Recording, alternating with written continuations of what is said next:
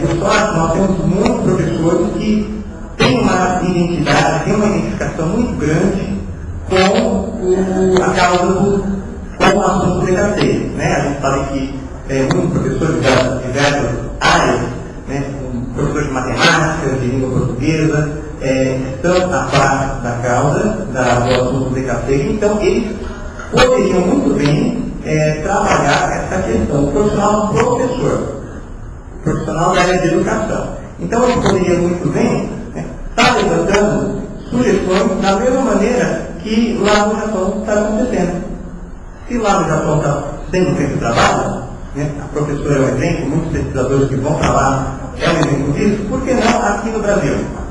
Pode ser o inverso. E utilizando, inclusive, a questão da infraestrutura do Estado, né? Porque as escolas estaduais, elas conversam entre si, as cidades do interior com a capital, o litoral, o Vale do Paraíba, né, o Pontal, eles conversam entre si através de teleconferências. Inclusive, é um mecanismo de debate em vários cursos, seja geografia, história.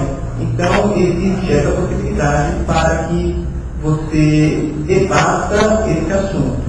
Então, é difícil levantar o aluno que ele é brasileiro, mas não sabe falar língua portuguesa nas cidades diversas do estado de São Paulo. Então, poderia ser feito o uso dessa tecnologia, da videoconferência.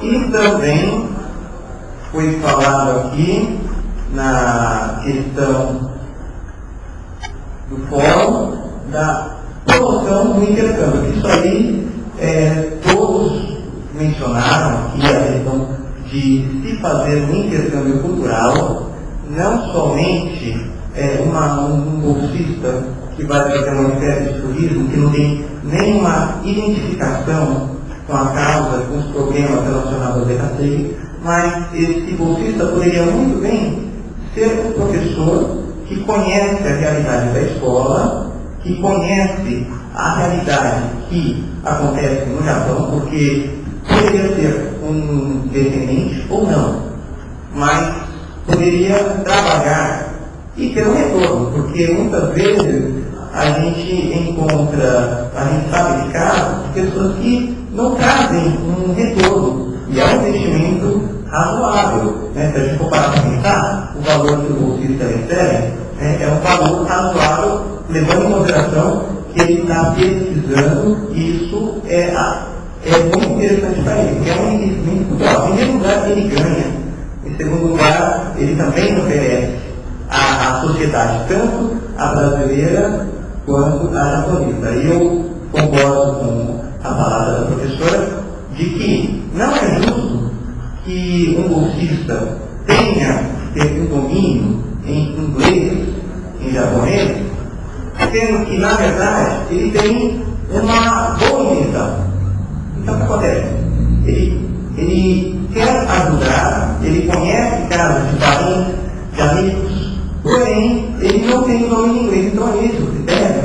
A adivinha quem vai trabalhar lá como bolsista vai ser exatamente aquele que não tem nenhuma identificação com a criança, com a educação, com os problemas, porque se ele não é regra geral, né? Mas poderia ser muito bem dessa forma. Se ele tem o domínio da língua inglesa, da língua japonesa, significa que ele tem uma excelente educação e não tem um contato com aquela educação precária a qual nós estamos acostumados lá no Estado, nas escolas públicas, tanto brasileiras quanto japonesas.